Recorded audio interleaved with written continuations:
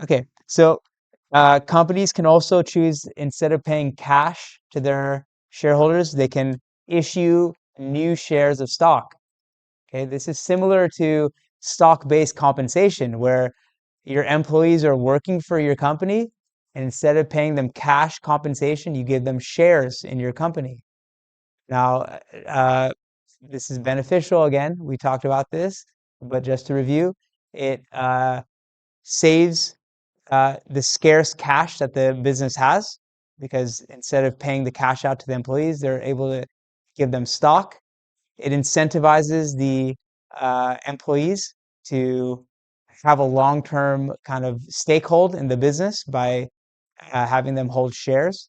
And usually the shares are not just given out right away. You have to work at the company for usually 4 years to vest that equity.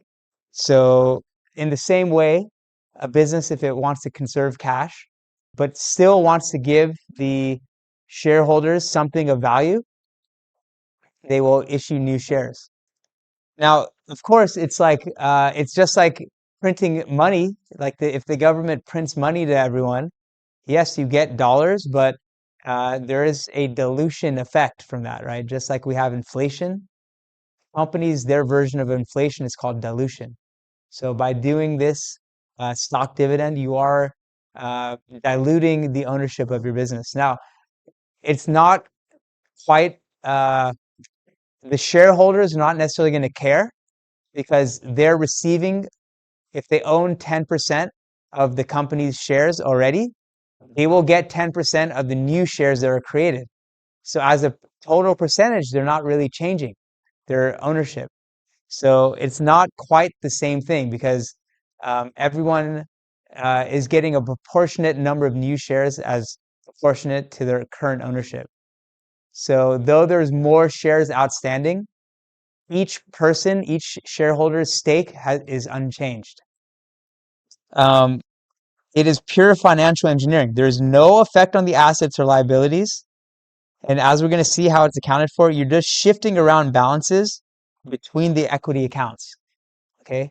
You're going to move money from retained earnings, dividends. We're just going to be moving stuff around from retained earnings to paid in capital, as we're going to see. Okay. So between the two, there's no net effect. The balance, your assets equals liabilities plus equity, it's going to remain totally unchanged. It's just within equity, we're moving balances around. Okay. So this is what we mean by financial engineering. You're not actually creating any value. You're just doing things from accounting, or you're just moving balances around. But there are reasons that it is useful. Okay, so within stock dividends, there's two kind of classes, and within these two, you're going to account for it differently. A small stock dividend is when you're issuing less than 25% of the outstanding shares. So, for example, if you had 100,000 shares outstanding and you have a stock dividend of 24,999, it's a small stock dividend, okay? Because this is less than 25% of the shares outstanding. Is everyone clear on that calculation? Yeah? A large stock dividend is just anything above 25%. As we're going to see, when we account for a small stock dividend, we're going to use kind of like the market value of the shares to calculate the value of the stock dividend. The assumption is that there's a small stock dividend is not going to cause a market changing kind of valuation change to the stock price. Okay. A large stock dividend is going to assume that the dilutive effect is very large. And so the price per share is going to go down. Okay. Like, for example, I think we saw with Amazon, there's like 10 billion shares outstanding. Okay. If we created like 500,000 new shares, it's not really going to change the per stock value in the stock market materially. But if we issued 5 billion more shares, yeah, it will. Okay. So this is kind of the logic between small versus large stock dividend. Okay, so this is just to see an example. Transaction one, this is small stock dividend. company is going to distribute 5% of the common stock dividend on 2 million shares issued and outstanding. Okay, so how many new shares are going to be created by this? What is 5% times 2 million? What is that? 10% is 200,000. 5% is 100,000. So we're going to issue 100,000 new shares. Okay, does everyone understand the math? Yeah? Okay, and it's $1 par value stock. We're going to need this $50 per share. If you were to go to the stock market and look at how much these shares are trading for, we would see that they're worth $50 a share. So because this is a small stock dividend, we're going to assume that this $50 per share is not going to change by that much. So we can directly ascribe a value to this 100,000 shares. It's just going to be 100,000 shares times $50 per share. And that's going to give us this value here, $5 million. So we're basically issuing $5 million worth of new shares based on the current value of the stock.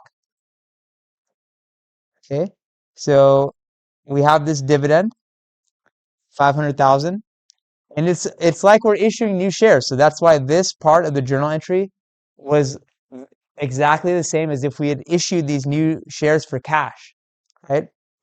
We would have done cash, and then we would have had this if we were issuing the new shares to the public and selling them. In this case, we're paying them out. We're just giving them to our shareholders. So we're going to have this dividend. Okay, but this part of the journal entry, the credits are the same. Okay, so you can see here that this is like we haven't yet distributed the shares. We've just declared them. So this is common stock dividend distributable, 100K. Paid in capital in excess of par. We will recognize this on the declaration date.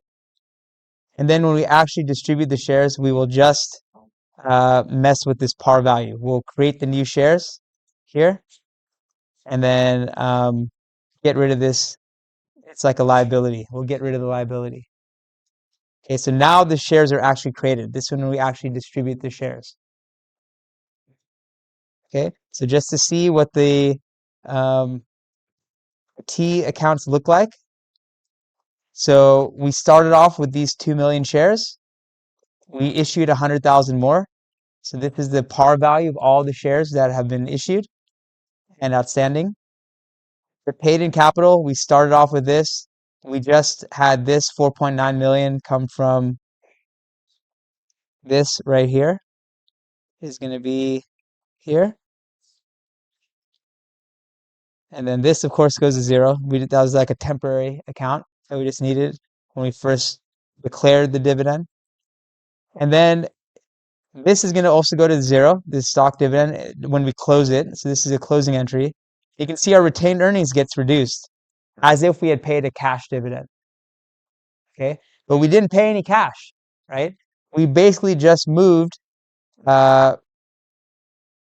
some retained earnings is offset by this and this. Okay, so this dividend, or sorry, this debit is related to this credit and this credit. Okay, so we basically reduced retained earnings by 5 million. We increased these two by 5 million. Okay, so we just moved money from retained earnings to paid in capital. So you could think of it like paying your shareholders a dividend, $5 million cash. They have that money in their pocket for a split second, and you're like, hey, actually, give us the money back and we'll give you shares. Okay, so you've conserved your cash and you just issued new shares worth $5 million. Okay, but you're just doing it kind of in one step instead of having that cash go back and forth as a dividend. Okay, so you've just, again, the net result of this is that you've retained earnings has gone down, paid in capital, the number of shares that you've issued has gone up, and they totally offset each other. Okay, this $5 million is actually kind of arbitrary too. Okay, as we're going to see with the large stock dividend, because again, the total balance of equity has not changed at all.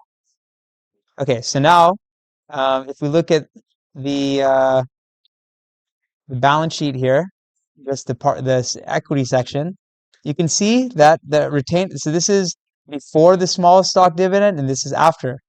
Retained earnings was 9 million, it's now 4. Paid in capital was 21,055, it's now 26,055. This is totally unchanged. Again, this is what I'm saying, financial engineering. We had just moved around balances within this equity section. There is no net change to anything. So now when we do a large stock dividend, so now we're going to issue 50%. The market value is $50 a share. What is a journal entry? Well, now what we're going to do is we're going to ignore the market price because the market price is going to change a lot now that there's so many more shares. Okay, so it's a kind of irrelevant price. We're just going to use the par value. Okay, so the way that we're going to account for this is $1 per share, 50% of our new share count. Okay, this is going to be a tricky part of this chapter. You have to keep an ongoing record of how many shares you have outstanding. Okay, so like treasury stock transactions, right? Maybe you bought some shares back. That's going to reduce the amount of shares outstanding. And then if you did a stock dividend, it has to be on that share count. And now we issued a small stock dividend, and now we're doing a large stock dividend. So we have to make sure we have the most current number of shares outstanding, because the 50% of new shares is going to be based on that most recent shares outstanding count.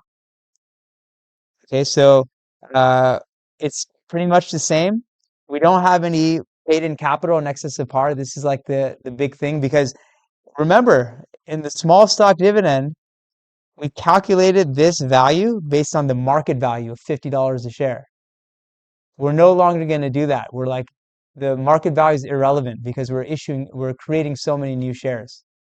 So the market is going to obviously react to that dilution. So we're just going to be like, forget that. We will just use the par value and do the journal entry like that. Okay, so this is when we declare it. When we distribute the shares, we just use the par value again. And then you would see, again, that this amount is going to also be unchanged. We would have just basically further reduced retained earnings by $1 million.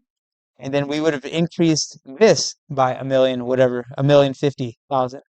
Okay, so this would have went down $1,050,000. This would have went up $1,050,000, and this would be unchanged.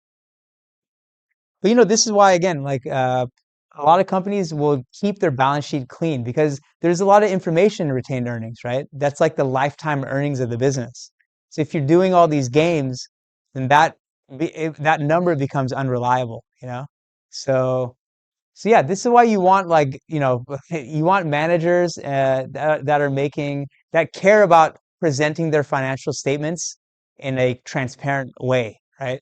Not all businesses will do that. They'll play a lot of games, and then the financial statements become just like not as useful as they could be. So yeah, so that management does have a lot of say in making their financial statements good and useful. Okay. Okay. So and then we have stock splits. Okay, this is has a similar effect to the share count as a stock dividend. It's just the mechanism of how it happens is different. While the stock split is going to affect the par value of the stock, while the dividend does not. So you can see that the stock dividend, we kept that $1 par value the same. And a stock split, you're also going to have a bunch of new shares, and each shareholder is going to get a proportionate kind of more shares. But the mechanism, you're not using the dividend account to do anything. You're just going to split the par value. Okay, and again, if there's no par value, what the technical way they do this, I'm not quite sure. Okay, we'd have to see. But you're basically not paying a dividend. You're just increasing the number of shares in a directly proportionate manner to who owns what. So if you owned 100 shares and there's a 2-for-1 split, you're going to have 200 shares now. you can see here that this balance does not change at all. It's just uh, this has changed, and therefore you go from this to this. It's doubling the number of shares by changing the par value. Okay, but functionally they're the same. You've increased the number of shares outstanding proportionate to whoever owns your shares. So from the perspective of the shareholder, there's not really much difference in terms of the net economic reality of what's happened.